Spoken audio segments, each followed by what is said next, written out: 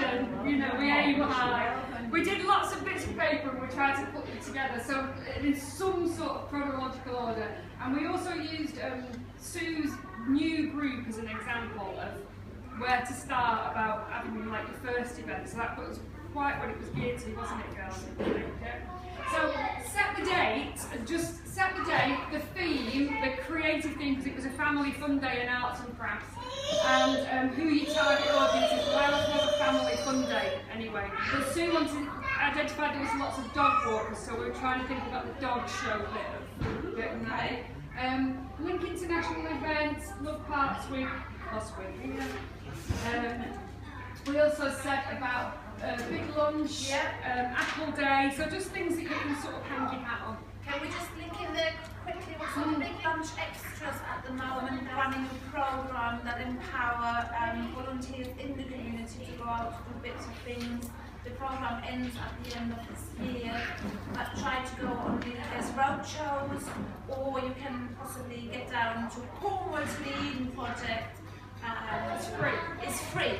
Yes, so they are still looking for people to come on the camps. They're calling the camps down at Eden camps, but also the road shows. And you might see me at some of the road shows.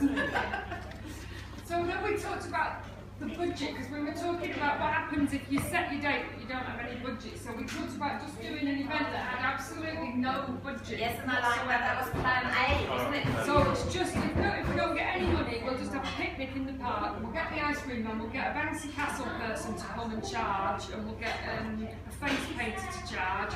But also then, we can make a little bit of money out of that by the percentage. Plan B, a bit of money, maybe like a local part, like we have cash grants, don't we, in Manchester, but there's surely something on the wheel, a bit probably coming through the council. Or plan C for lots of money, but I think maybe for a first event you wouldn't want to do a £10,000 event.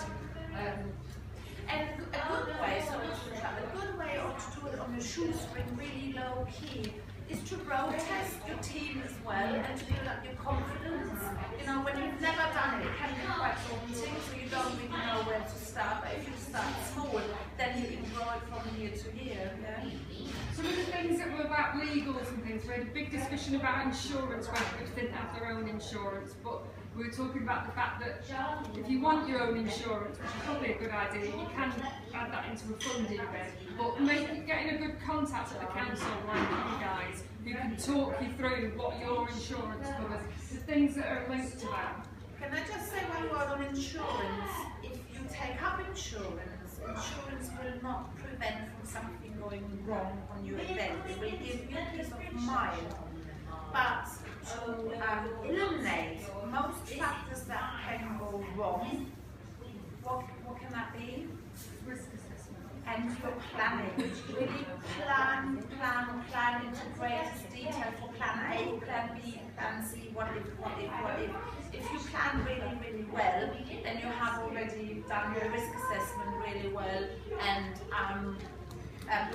then you have eliminated some of the risks then anyway. Yeah? We talked about some different things like permits and licence. Again, the council should be able to say what you need. In Tameside, we have to fill in sort of I don't even know what it's called. It's like a permit to hold the event, and with that is the risk assessment. And then all our providers that we use in the Hyde Park event have to provide a copy of their own insurance and a copy of their own risk assessment, and that's standard for all Tameside events. We had a discussion on the other table as well, just to link in there, if you do not want to take out your own insurance, but if you maybe have terms of reference with the council, that means that you're working with them, but defining really what is it you're doing and what they're doing. If you can work under their umbrella, then you might be able to use the insurance. Well, that's usually fine for volunteers, but sometimes the providers are paid, and when anyone's paid, for instance, our Operation Farm insurance covers all our volunteers, but when we get paid as freelancers, we've got our own insurance because we don't have employers.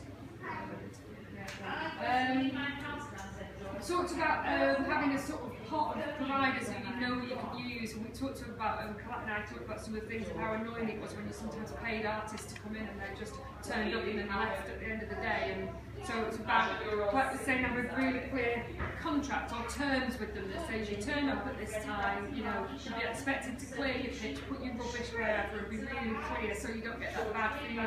Because often at the end of the day, you end up with 3 volunteers who are absolutely whacked, going around picking all the bits up. So, wet weather plan, which is a bit difficult if you've got no money, but people bring their own gazebos usually and stuff. Things like scouts will bring their own marquee. Churches sometimes have their gazebos as well. We talked a bit about accessibility because that was one of the prompts, but we talked more about the feeling of the event really, being welcoming and mindful of people's access needs. So we talked a little bit about outside tables, didn't we? But it's more about it being an open event. You have a really good point. You have volunteers who have quite a lot of learning disabled volunteers. Yes. Who obviously understand disability to a much greater depth than a non-disabled person. So that's really a really nice thing to have as well. Yeah. But I suppose that's also just about making it pushchair friendly as well as wheelchair friendly. Yeah, it's a family event. Yeah. So, on the day, things, first aid, lost children, toilets, but we talked about, especially with Sue, there being no toilets on site, so where can you get local businesses to open their toilets? We had a dentist in the village doing that for us, what a local pub, what a cafe. And if not, if you've got a bit of money, a couple of portaloos, like I said, they weren't a lot.